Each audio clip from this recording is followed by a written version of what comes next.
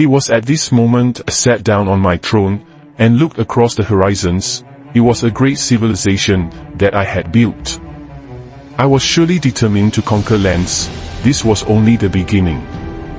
My name was going to be remembered in history. The great immortal king. The one who will conquer the ends of the earth. I sent scouts far away to map the earth and its ruins, its oceans and beautiful lands. Meanwhile, the war between Denmark and Songhai raged on. Some enemy units even managed to land on our shores, but we fought with all our might and soul. We fought with heart, and defended our beloved Copenhagen. The nation of Greece declared war on us, but we were not afraid. After all, we are the greatest warriors. They were the least of my worries. I approached Songhai with a peace treaty offer, as I saw that their forces were severely weakened. The offer stated that they pay us a sum of 50 gold, and as usual they came with their own suggestions too, which were not bad. We agreed and ended on peaceful terms. Now I could focus on the war against Greece, and also my quest of exploration. My goal was to discover new lands, to raid and one day conquer. My scouts continued to draw maps of the territory of Greece. We even discovered Persia's territory, Siam's territory, and India. I had planned on establishing a new city near Greece just on an island across their territory. 2 of their units were spotted near Aarhus, but I was not bothered. Surely we could defend our city.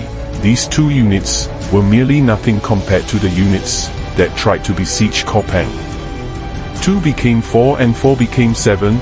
Their reinforcements just began to accumulate on the northeast.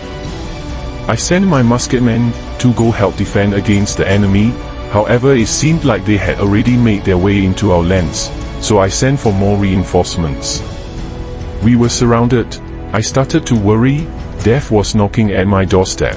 These numbers were far greater than that of Songhai. Our defenses were outnumbered. My words came back to haunt me.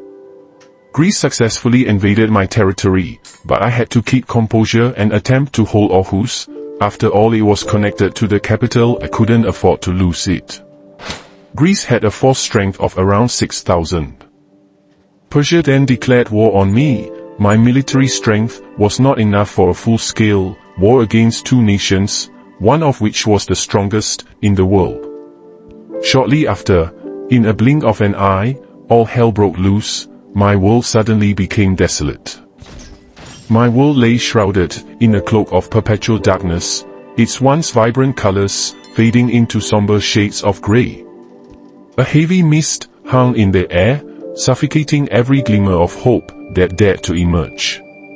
Desolation and despair echoed through the streets of Aarhus, Copenhagen and Copenhagen, where the echoes of laughter had long since been silenced. The sun, once a warm and nurturing presence, now hid behind a veil of thick, impenetrable clouds, casting its mournful absence upon the desolate landscape. Aarhus was lost. My empire was falling. Songhai then declared war on me. Greece then marched down south towards Copenhagen, the heart of Denmark, in great numbers. Surely this was the rumbling. Now was the end of the Viking order. It was just the beginning of my conquest, and Greece cut it short with a smirk on their face. Copenhagen was then besieged. However, not all hope was lost. Copenhagen was my last hope for a future. I came up with a plan to form a group of settlers to travel far east and establish new settlements there. Surely this was our only chance of survival, a desperate call I had to make. But it seems we were either betrayed or there were spies, which hurt my plan, because a Greek battleship came down near the south side of Copenhagen, blocking our only route of escape. They didn't even come near to attack the city, which confirmed my speculation. We tried to make it through, but that ship drowned my settlers and guards with no remorse. All hope was lost. It was all over. Copenhagen, surrounded by 3 nations, had no chance of survival. The gods had betrayed us. Not even the mountains could protect Copenhagen this time. My reign was over.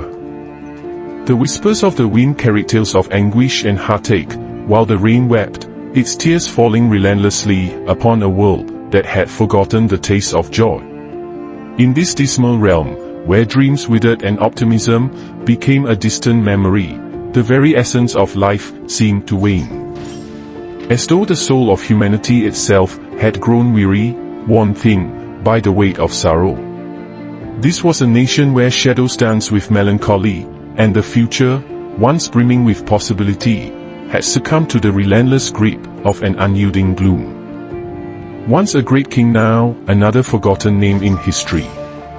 After all, I guess I was not immortal, let alone a great king. And this, my friends, marks the end of the Vikings Conquest series. I humbly thank you for watching. If you enjoyed, please like and subscribe, and comment what kind of series you'd like to see next.